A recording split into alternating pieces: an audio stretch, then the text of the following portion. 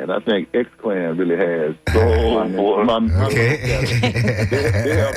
if y'all can find, I'm just suggesting, and just tell the people Ron requested X-Clan, please.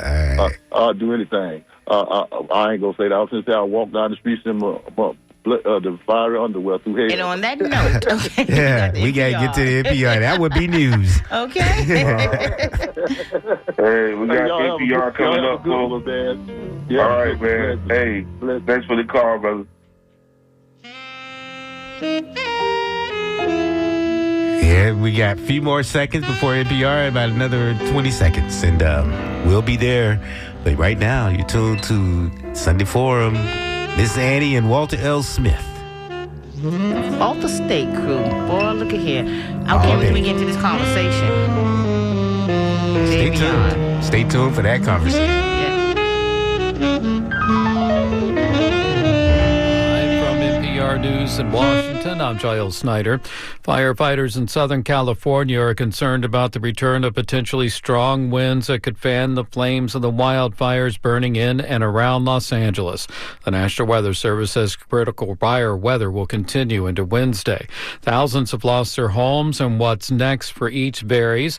But Rachel Myrow from member station KQED reports that some survivors are planning to weather the near future together. Jumi Paul and her 11-year-old daughter were already driving away from the Eaton fire when the official evacuation order came over their phones. A neighbor provided the heads up hours earlier. Paul says her cul-de-sac at the edge of the forest has been tight-knit since the pandemic, and that sense of community has continued in another difficult moment. We're talking about meeting up on a regular basis to help each other clean up and maybe have some community meals and rebuild our neighborhood together. For now, Paul and her daughter are finding refuge in a hotel south of Altadena, but they've received an offer on a place to stay across town, rent-free. For NPR News, I'm Rachel Myrow in Pasadena. President Biden had planned to be in Rome to present Pope Francis with the Presidential Medal of Freedom with distinction, the country's highest civilian award, but he decided to cancel the trip to monitor the wildfires in California. Here's NPR's Asma Khalid. President Biden has been continuing to speak with local officials on the ground.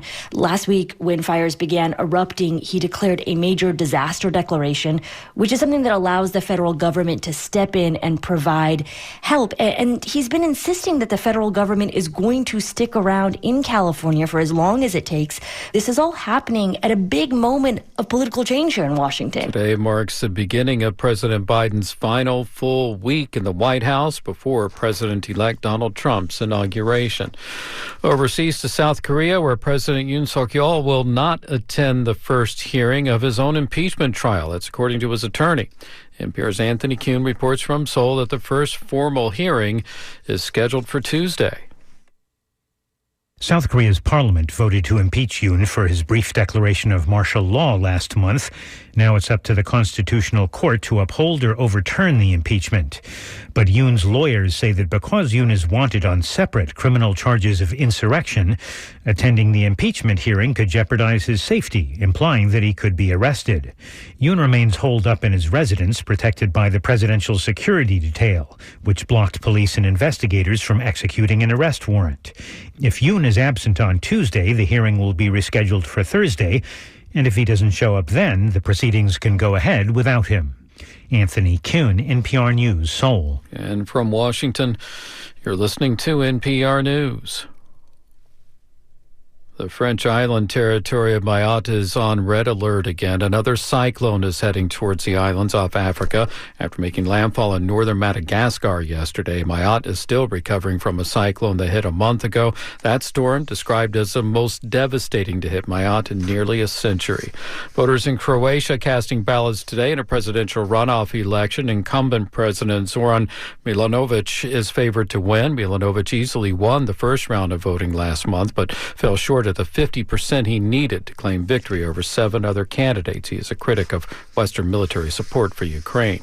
Ships that transport everything from coffee cups to clothes across the ocean are often so large no one notices when they collide with a whale. But new research could help reduce those collisions.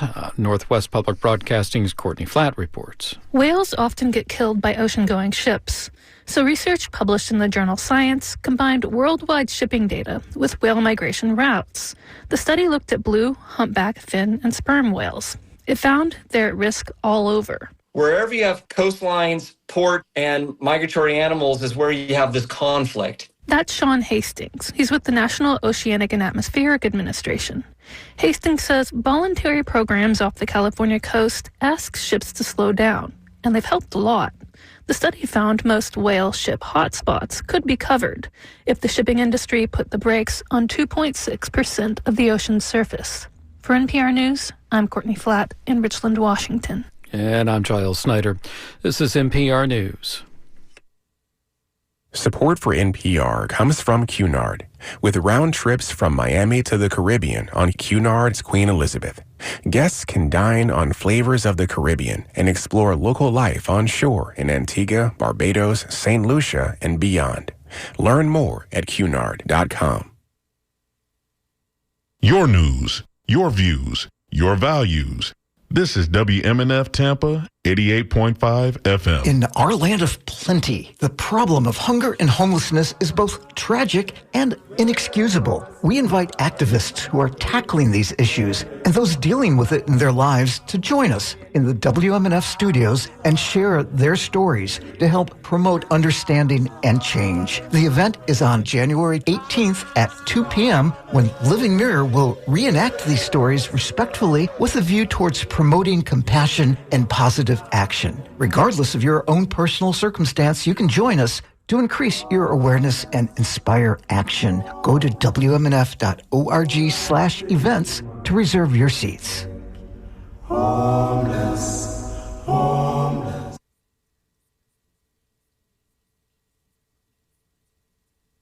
Support for WMNF comes from listeners like you and Sulas Trees.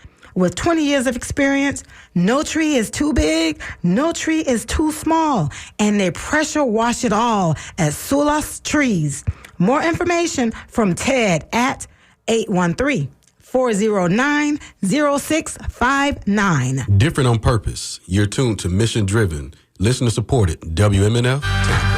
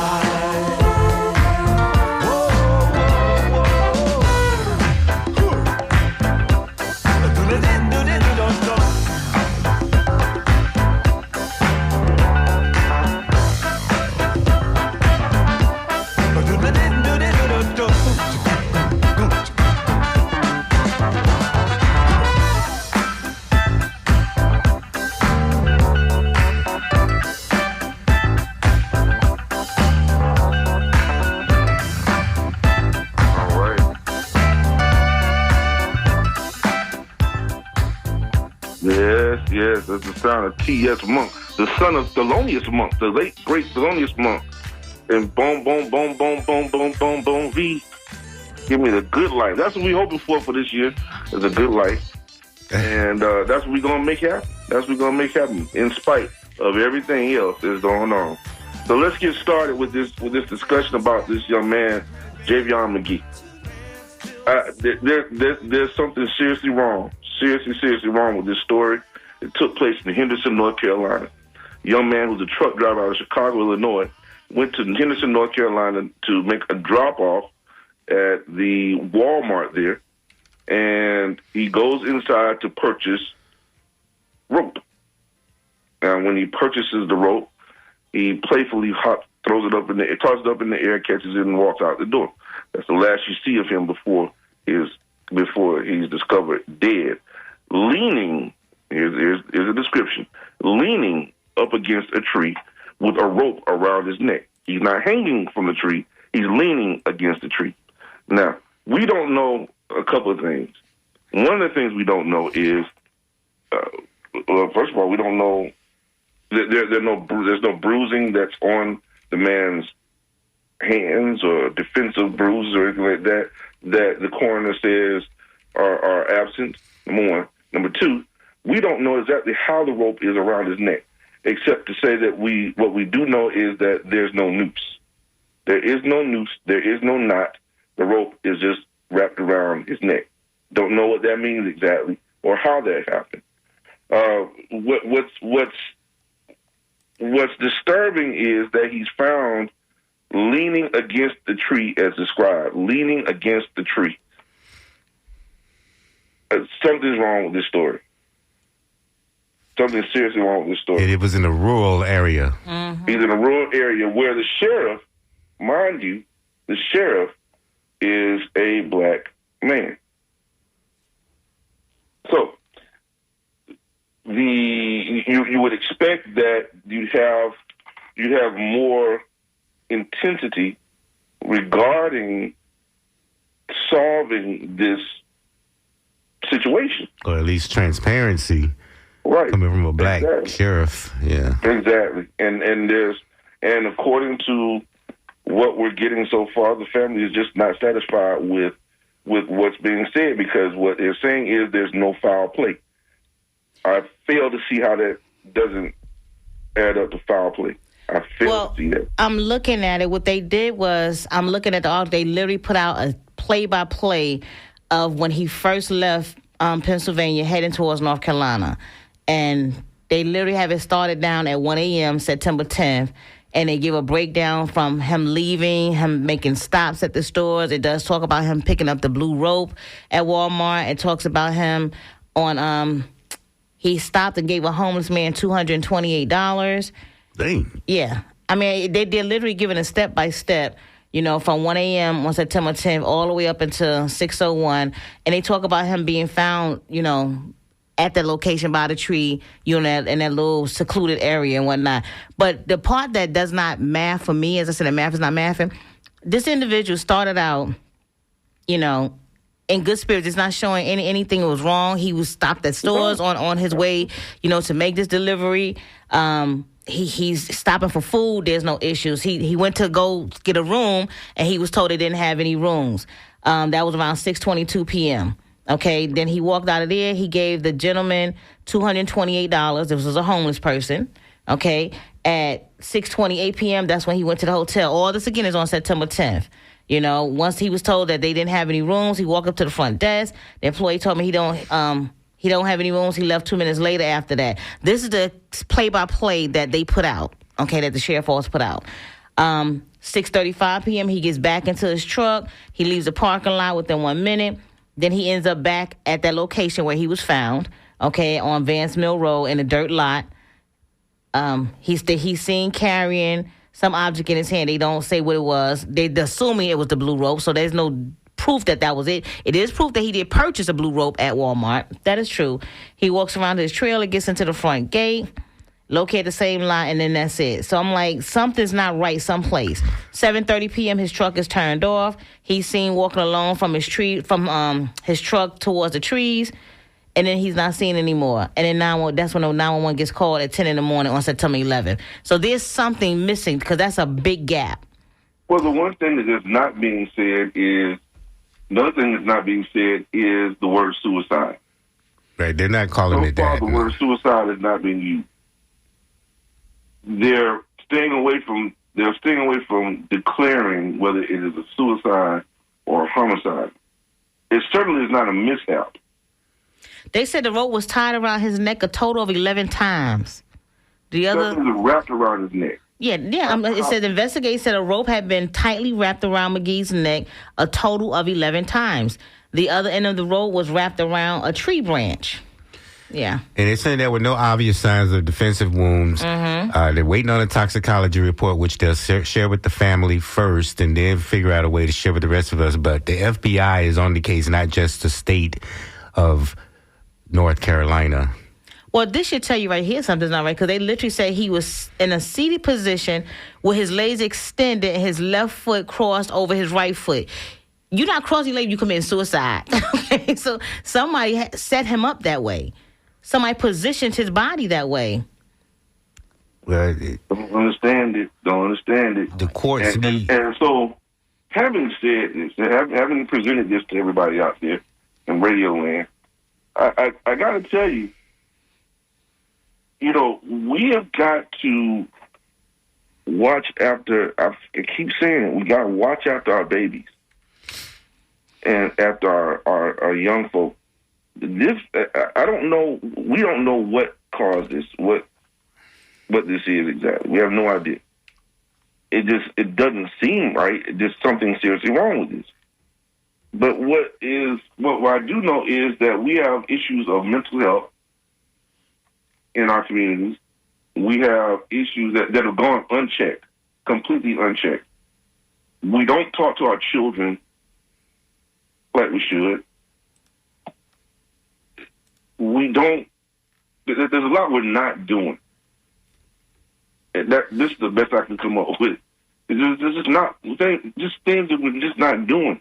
And when it comes down to suicide or homicide, let's take suicide. Suicide first and foremost. We've got to take inventory of the fact that our children, if you have more than one child, they each have a different personality. And you have to cater to that personality. You need to figure out how what makes them tick. You have to figure out if there's something that's just not right. So in a press conference with the family, they tried to make this relative to what happened to Emmett Till in 1955. It says, leading up to the press conference, the attorney said McGee's death bears a disturbing similarity to the 1955 murder of Emmett Till. Terrible. 14 he was lynched while visiting Mississippi, and Till was also from Illinois. So my thing is, if the family, they're not explicitly calling his death a hate crime or lynching, but they did say it can't be ruled out, because you have to ask yourself, and I agree with you, you're right, mental health is very important. We don't know what was going through this young man's mind. The family didn't mention if he had any history of ever trying to commit suicide and things to that effect, But what does not, again, make sense is it was wrapped around his neck 11 times, and then the way his body was positioned. Okay, and it does say he had a broken I think it was a broken neck collarbone or something. Broken neck bone. Okay, so something's not adding up somewhere. Because even if you're committing suicide, you don't have to wrap it around your neck 11 times. Let's be clear. And if he did do that and he fell from the tree, he wouldn't fall in a position that his body is literally propped up and his legs are crossed. Absolutely not. That does not go together. That does not even make any sense. So,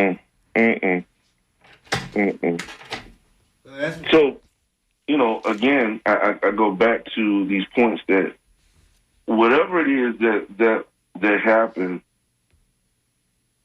we need to be aware of what's going on with our children and with our young people. We got to become more aware of that. And I just want to put that out there to folks. This is not an isolated incident. There are others that have happened. Yeah. Now, right now, I'm not I can't remember them all, but what I can tell you is that there are very strange things that have happened, and we need to be more watchful of our children. The other day, just our babies, our literal babies, right? The other day, I watched a sister across the street, and this is happening more. This is becoming more prevalent with us. You usually see, now this is something that you see, I hate to say it, but it's the truth. This is something that you usually see with white women and their children. Like, I'll see them crossing the street, literally, and you got one tagging along behind. As they cross the street, I'm like, what, grab your kid, right? But with our women, we're seeing more of that happen. It shouldn't happen at all. But I'm simply saying we're seeing more and more of this type of thing that wasn't happening before. And with, grabbing a baby by the arm and having them hanging, all this other stuff, and walking across the street, with not paying attention to the one that's right behind you. Yeah. Why is the child walking behind you? Little things like that right there. It's the little things, folks. It's the little things. Was she looking at her phone? Was she walking looking at her phone and the child was straddling behind her? Yeah. Things like that, yes. Yeah. Yes, I see it constantly. Mm-hmm. In parking lots and crossing the street, just crossing the street. Yep. I mean, what are we doing? What are we doing? So I'm saying to everybody out there, please, let's do better. Let's do better. And if you see someone, hey, sister, listen, I had to catch. I said this a couple of years ago. I actually saved this kid from dying. Literally dying. I was in a Publix and was standing there in line for our, at the deli, right? And they tell you, don't let your child stand up in the shopping cart, right? So the little boy is standing up in the dadgum shopping cart, and his sister, thinking that it's funny, pushes the shopping cart. He fell outside the shopping cart, and I reached over and grabbed him before he hit the floor. Wow. It takes a village. And his mama wasn't paying attention. Well, the sad part, though, Billy, is I agree with you, but the village is not there anymore. And the other part about that, you can't trust who the village consists of anymore. It's sad. Well, you never really could. I mean, and I understand what you're saying, but you never really could. And I think the black kids have always been pretty self-sufficient, on that. We don't always need somebody to catch our hand and cross the street. We can do it on our own. We always have been urban dwellers, and I think we're pretty good at living in cities. But, I get your point. Everybody has to do better. Everybody. Everybody needs to be more attentive, get off the phone. We need to stop being so phone conscious all the time. And not only that, and people are at this point, because there's so much craziness going on, they're afraid to get involved because you don't know how the other person's going to respond. See, true. I come from a time, and we all come from a time, if you 50 or above, anything to that effect, you come from a time that you literally could trust your neighbors was going to help you look out for your children, We don't have that anymore because we didn't have all this technology nonsense going on. But we don't have that anymore. Your counselors are sleeping with your children. The pastors are molesting the people, the kids. So we don't have that anymore. And then if you do get involved, you're afraid that this person's going to come back after you, kill you, shoot you, something ridiculous, and the government, it's not helping with anything. Everything is being pacified, and we as individuals, like I keep saying, have to take that accountability amongst ourselves. But now we have the same thing with the mental issues. It has always been one thing or the other, and the drug part about it, they just throw medication at everything. Remember, that's what they was doing to kids when kids was first acting up. And, they got ADHD. Give them medication. That's what's going on right now. They doing the same thing with the Oxy and all that kind of stuff. I had somebody tell me the other day that he went to his doctor and told his doctor, yep, I'm still in pain. Doctor said, okay, I'm gonna up your dosage. They just constantly upping, dose of medication and things to that effect. So that's what we're doing all over again. and we're just not catching on. We're not catching on. That's a whole different conversation. I just do think that the people, we need to get back to this conversation about people going missing. We're talking about grown men who are going missing, and there are a few cases out there. There's a case in Mississippi where the man's body was found, the black man's body was found, and it was stuffed. So there are some strange things. I think, just like in the old days, we would be taken out into a rural area to be lynched, by white supremacists, by Ku Klux Klan, and they would give you a gun and tell you to run like they were hunting, and shoot you. And so it was just a game of sport to them. And so I hear there are some cases where black men are being invited to these jobs to interview for a job and end up missing. There's an Atlanta case. There's a case of Daniel Robinson was last seen. Looks like this is an Arizona case, grown men going missing, black men, and there are women, black women, and black children going missing. Yeah. So the whole family is under threat right now. Maybe it's a result of resurgent white supremacy because they feel emboldened by this galloping fascism in America right now. But, we are always going to pay that price until we wake up. But we need to put these missing people, black people, on every channel, just like we do when a white woman goes missing. We talk about it wall to wall. But we have the whole family going missing. Yep. Black men especially, but black women and children, and we don't hear about it. These are individual cases that are just pushed under the rug. They actually had a show about them, Billy, that like I said, they was advertising that it was jobs, and these people were going out for it, and they was doing exactly what you just said. They was literally hunting humans, and they were all black. Right. They were literally hunting humans. Yes. So the more things change, the more they stay the same. It's called the white backlash. There's been a lot of progress, and they want to go backwards, which is why, they sent their political whacks in to go and challenge DEI in corporations. So give me a break. These people are in backlash mode, and some of us are dying in this process. Oh, we got a call on the air. Man, this is, and there are a whole myriad of reasons as to why or how this could have happened. There's a whole myriad of reasons. I'm just simply saying, we need to be more cognizant as a community about our people. I hope the family don't give up and they keep on asking questions, because this is the only reason this became so visible, because the families were like, no, something's not right. And Mobility, going back to your point, people are not standing up saying my whole family just disappeared. Okay. Right. If we don't speak up, we don't know anything about it. Exactly. We do have a call. And we act as though nothing can be done about it. But we know a lot can be done. It can be done. We just have to talk about it. Exactly. Exactly. Yeah, absolutely. Good morning, caller. You on the air? Hey, thank you for taking my call. I have a question for you, and this is maybe more from Mabili, because I think that might be more plugged in the national events. I am noticing that Donald Trump is getting off scot-free for his accounting fraud, for his handling of classified documents, and for his election fraud. Mm-hmm. And this may be a criticism of the Biden administration, but I do note that New York State got Donald fraud on a few things. They got him on real estate fraud, and they got him on the E. Jean Carroll stuff. But my question is, why did it take so long for Donald Trump to get prosecuted on these other cases? We had 4 years to do it, but it took so long that then he got elected president, and now he's going to be able to get off scot-free. And I think what I'm aiming at here is the Biden administration. It just dragged its feet and took a long time, but maybe there's some good reasons. So, it can't be the Biden administration, because it's the Justice Department. He hires them, but he's not engaged. That's their job to do that. Exactly. And these guys, Jack Smith just quit after the classified documents case. But he stepped down because that's been the agenda all along, is to protect.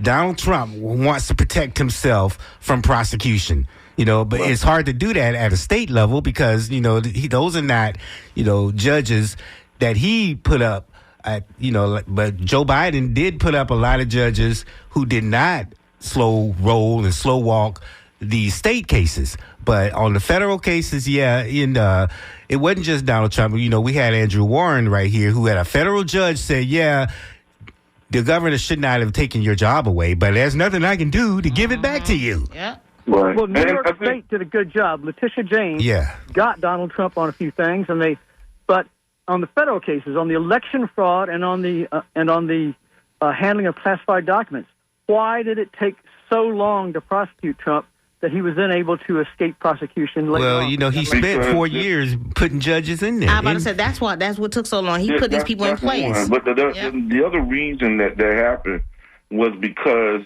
they wanted to make sure that they built. I'm not making excuses for them. Simply, there were a lot of distractions. Number one. Number two, there were a lot of issues regarding them trying to make certain that what they came up with was going to be rock solid, and not something that was frivolous that he get off on, because he got away with so much. I mean, these are things. Who does that? No, I mean, you walk into I don't know if you've seen. I don't know if you saw the videos and the photographs of what this guy actually took.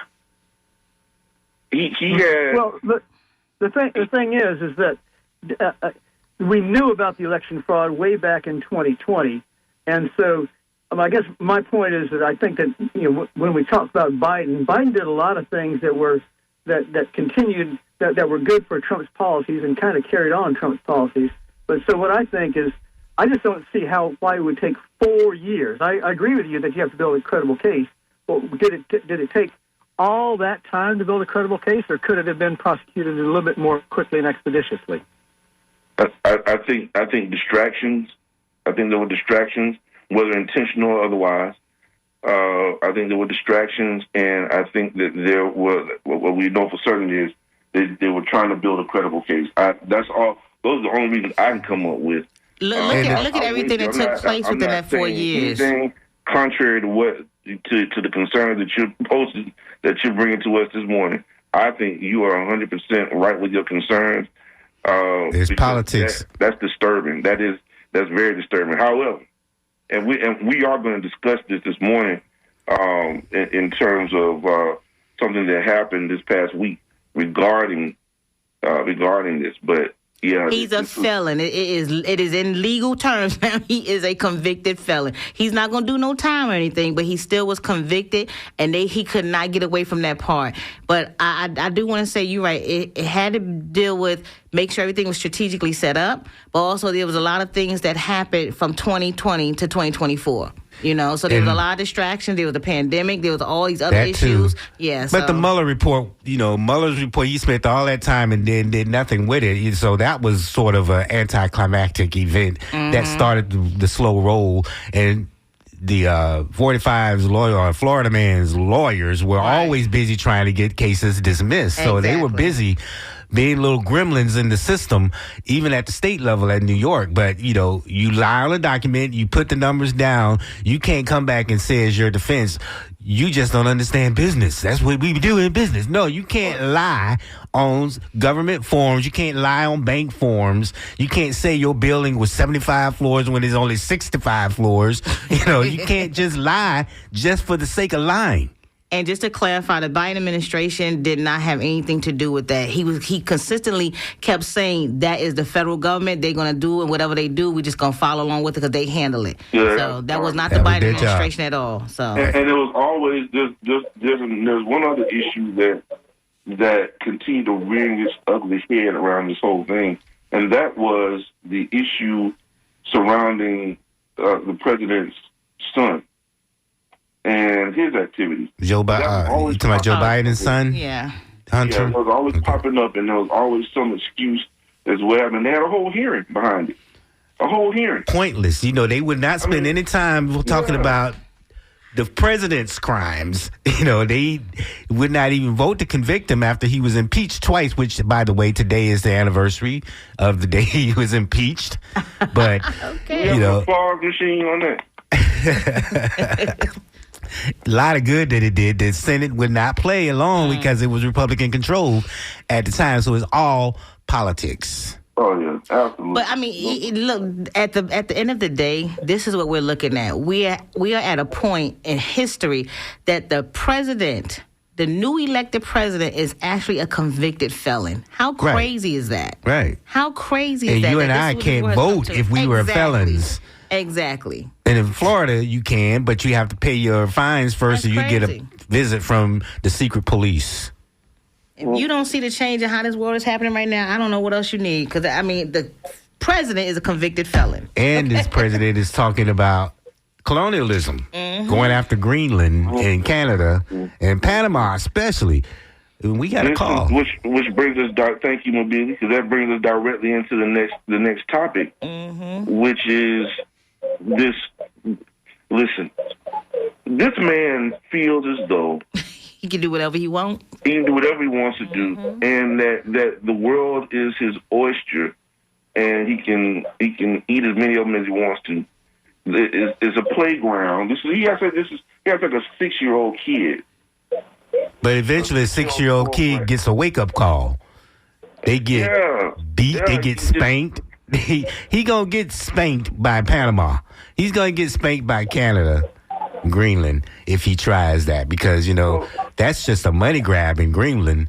Oh yeah. But let's lay it out on the table as to what happened. So, well, Walter, we got a call on the air real quick before you get started. But the phones is lighting up now. Oh wow. Calling you on the air. Good morning. Hello. Hello. I am a revolutionary. Yes. I want to say kudos to Mobili. He did a show on Fred Hampton. And Mobili, I want to correct what I had said. I said Fred Hampton was 21 years old.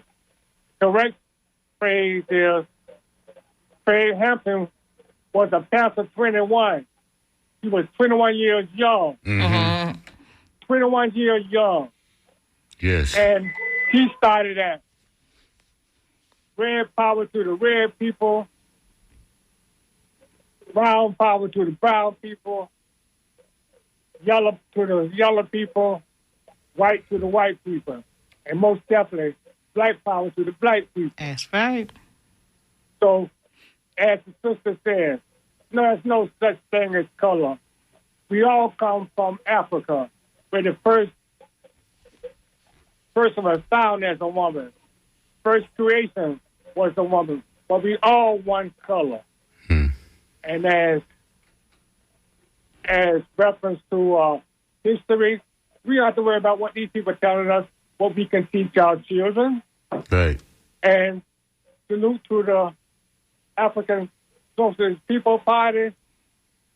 As they say, you create your own world. They are creating their own world. And they got colors from all rainbows of people that support them, because that's what it is. We don't worry about these corrupt politicians, Democrats or Republicans.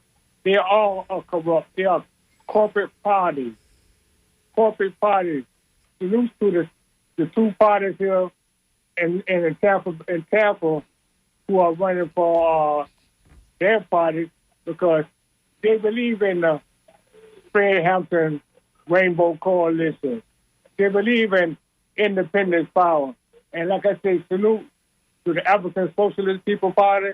We don't worry about what Trump's going to do or what Biden's going to do or who else. You create your own way of living. And they're absolutely doing that. You teach your own. You don't have to be included in this IDF or none of that foolishness. All that is just getting you all confused.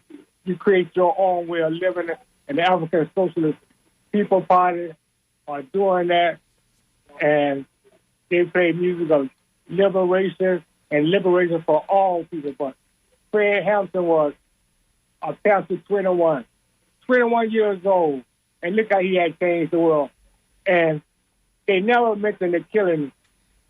Never mentioned the killing. He was assassinated. Yeah. He was assassinated.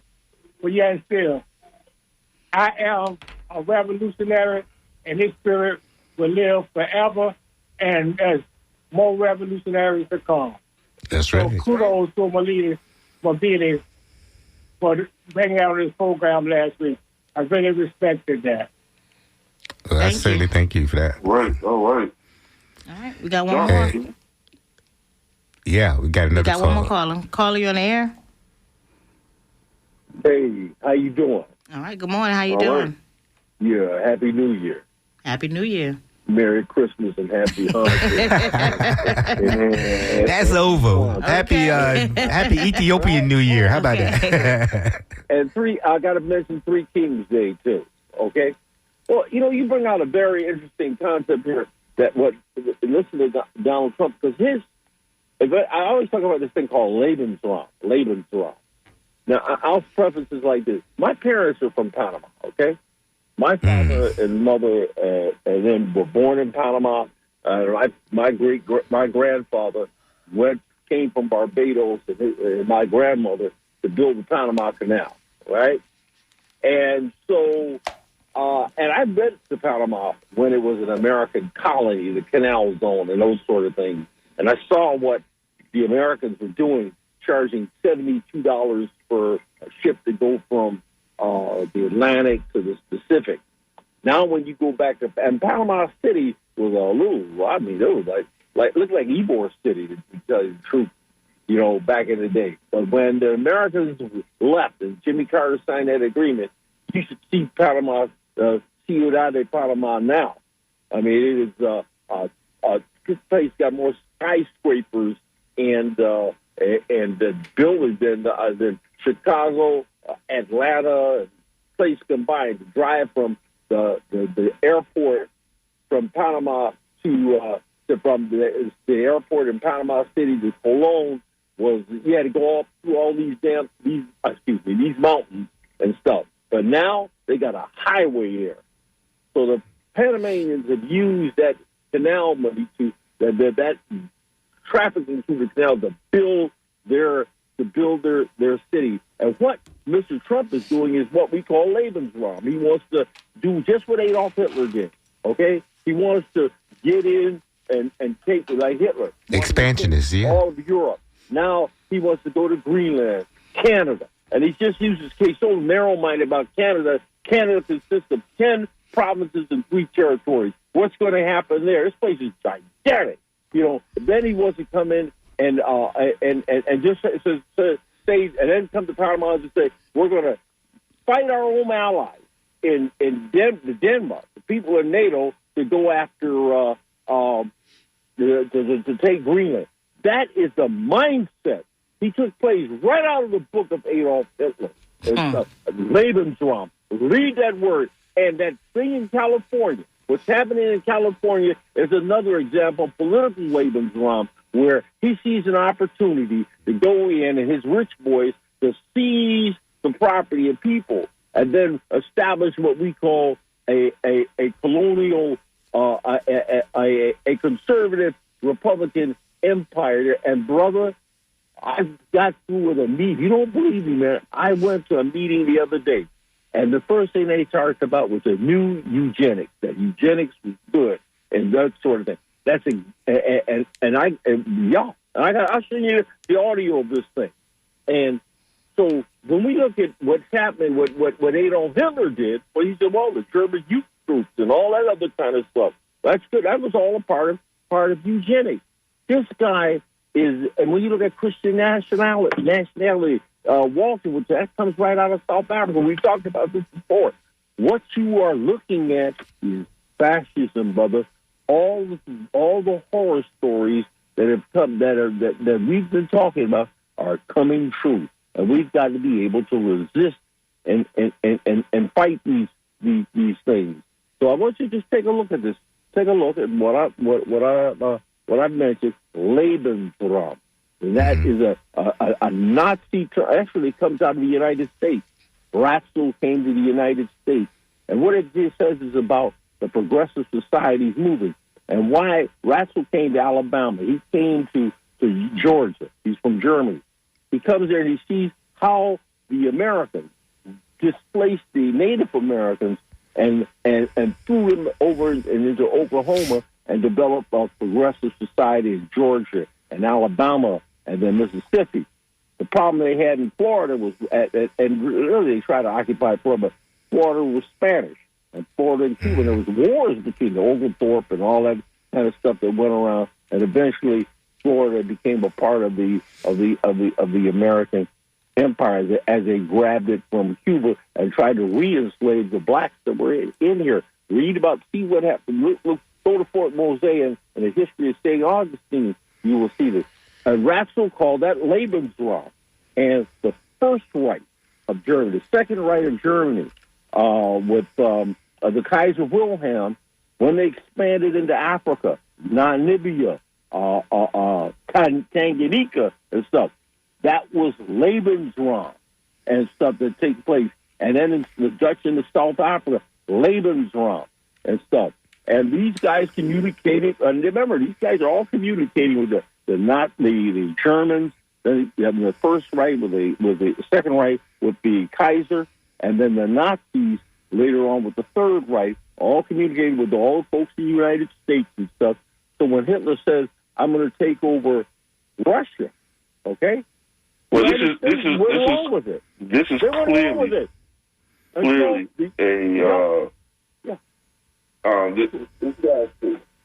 something wrong. Something seriously wrong. And I don't know how else to put it. And thank you for your call, Doc. We appreciate that. The assumption, the unmitigated gall to think that you're just going to declare that you're just going to go take Greenland. Really, that's what you're going to do. Okay, and then to follow that up with, and we're going to annex Canada, and then we're going to go and take the Panama Canal, because the Panama Canal was made for military reasons. And then rename the Gulf of Mexico. Don't forget that one. And rename the Gulf of Mexico like I have forgotten that stupidity. This is a Barbie dollhouse. Rename everything the way you want to rename it. Are you crazy? This isn't some sort of childhood game. These are people's lives you're talking about, and you're talking about changing education and what people have always known. And people have always known that the darn Gulf of Mexico. Leave it right. What's the matter with you? It's just this is automatically going to happen. Right. Another form of hate. I mean, he hates Mexico so much you got to take their name off the Gulf. Yeah. Yep. Unbelievable. I mean, and the responses are going to be incredible. The responses have been incredible. I mean, listen. I just think that he's a joke. This is despotic. Number one, this is not just childish, but it's despotic, and they better watch what they're doing. Well, the president of Mexico, she's coming back. She's hitting back with him. She's not. It's like you're not gonna just automatically rename the Gulf of Mexico, okay? Right. Just because you want to. So yeah, she's coming back at him. He's not gonna get away to think it's just gonna be done and that's it because he says so. But the fact of the matter, he wants to do that or is trying to do it, just tells you, again, he should not be where he is right now, point blank period. So. It's like, he reminds me of when I was a 6-year-old playing with toy soldiers. Right. But Greenland, I think that he's talked about that before because he knows the valuable minerals underneath that snow. It's going to be needed for telecommunications, as well as uranium. There's billions of untapped barrels of oil and vast supply of natural gas. That's why he's talking about drill, baby, drill. Mm-hmm. So he's just living in the past. But he thinks that he's going to have all this awesome power to just reorder the world. Mm-hmm. And that just goes to show you he's already demented. And, the American voter is freaking me out that they can't see that. Yeah. And they were snowed by this con man twice.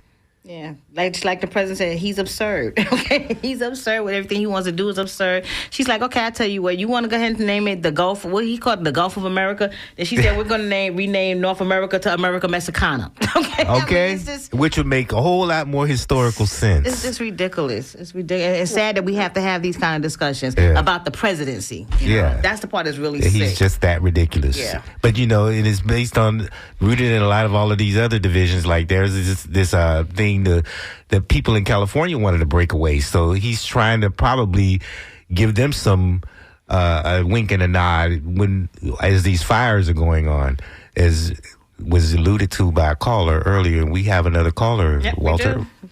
Let's go. Call you on the air. From Lakeland. Good morning. What's your name again? Simon from Lakeland. Oh, Simon. Hey, how you doing? I was wondering if possibly you could do a story relating to what I'm going to bring up, is the false accusation by a black woman on 3 Duke lacrosse white players that said she lied. That's a shame, but we're not even talking about that today. We really are not. We're not. Thank you very much. Thank you. You're trying to... What did you say? I didn't hear that. That was a black woman who, remember, she said she was raped by a group of lacrosse players at a college. And she just admitted she lied. A lot of people knew that the story had holes back then. I don't see what the point of all of that is in the middle. Just want to have a distraction, that's all. Yeah, she lied, but not as much as 30,000 times by a president with power. 34 counts. Felonies, baby. Yeah, let's keep focused. That black woman probably has some problems, but she's not one of ours right now. Back to the clothes. Back to the clothes. You can't get a piece of cake at the barbecue. Okay, let me get back to another issue, since we have the Ministry of Truth, Mobili, here. Thank you very much. As far as a champion of free speech. Thank you. I need my Tums. Anyway, with regard to the issue at hand on New York, yes, he's been sentenced. Yes, he's a convicted felon. I'll bet anyone there, I'll bet anyone listening, that'll be overturned. Probably. I Politics. I don't think, and I would say not think, I don't want to live in a country where you have a district attorney pointing at Walter Smith and saying, see that man over there? I'm going to go after that. If you elect me, I'm going to find misdemeanors and I'm going to change them to felony. That's not what happened. Yeah, that's not what happened. What are you talking about? We got another caller. Yeah, please. I'm fine. Thank you, Simon. We're running out of time, Simon. Nice try. Go ahead, caller. Hello. Wow. Go ahead, caller. You're on the Sunday Forum. Oh, great. I appreciate you picking up my call. My question, not question, it's just a statement that this is the same thing that Trump did the last time. He throws all these accusations out there to distract us from what his left hand is doing. Look at what else he's trying to push through besides these crazy names. It's just, he can't do anything without full House and Senate approval. Right. That's all I have to say. You're right. It's all distraction. It is. I agree with you. I think that's what we need to do different this 4 years, this second term, is not allow him to gaslight us. He gets up at 3 o'clock in the morning and starts writing on that pack of lies called whatever that thing he's called, that social thing he does. I'm not even going to give you the name, but it's just a distraction. Like you said, we knew that in the first term, but we couldn't catch ourselves. We would all get up and start talking about him and something crazy he said overnight. And that's exactly what he wanted, us waking up, talking about him. While they doing something else in the background. Right. Mm-hmm. Hey, wait. I got to go back. Man. Huh? Did I hear that correctly? What was from Simon? He didn't want to live in a world where... Yeah, a district attorney can come after you and say, I'm just going to trump up some misdemeanors. Turn into felonies. And But he turn wants to them live in into a world with a felony for a president. He can live in a world with that, though. Yeah. Okay. I thought I heard. Listen. Yeah, you heard right. I wouldn't want to either, but but that's not what happened. Courts need proof at the end of the day. Wow, man. Is that wow? Okay. And there's a lot of things get overturned on appeals, and there's a lot of people get disbarred for bad behavior during the trial, even judges. So they might try to get away with things, but at the end of the day, there's always a price to pay, unless you're protected politically. But the last caller was absolutely right.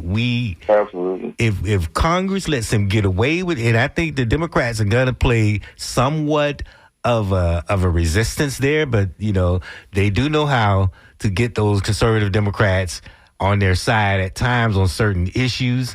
We've already seen some Democrats try to throw LGBTQ people under the bus over that stupid issue they tried to raise over taxpayer funding being used for their surgeries. But if they're in the military and that's their benefit, they have every right to use it.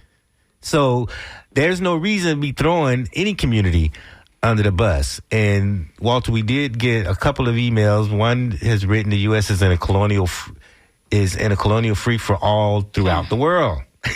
They're in a race against time to destroy the international order and implement a us/Israel rules-based order. That is a very good point. That's a very good point. And it does seem that way, doesn't it? It does, in fact, seem that way. With the handwriting on the wall. But we got just 2 or 3 minutes left. This country is in a race against time to be a colonial power. Yeah. At least he's trying real hard to make that happen. Right. That's his response to capital, to say we're going to do whatever we need to do, even if it means at the hottest point, it's the hottest year on earth, we're going to drill. We're going to keep on drilling because we're going to do whatever we need to do to make capital flow. Drill, baby, drill. And I think that's just something he loves to say. Doesn't really have any meaning to him. It's just something he loves to get up there and say, just like a child likes to repeat things. I just think this guy, he can't gaslight me this time. And none of his sycophants. It's the clubhouse. It's Trump, Musk, and Swami. Yeah, it's their little clubhouse. Yeah, that's the oligarchy. Mm-hmm. I mean, we need to start using that term because that's exactly what it is. And then you got this muskrat going around the world trying to influence elections and empower far right, not just right wing, but far right parties.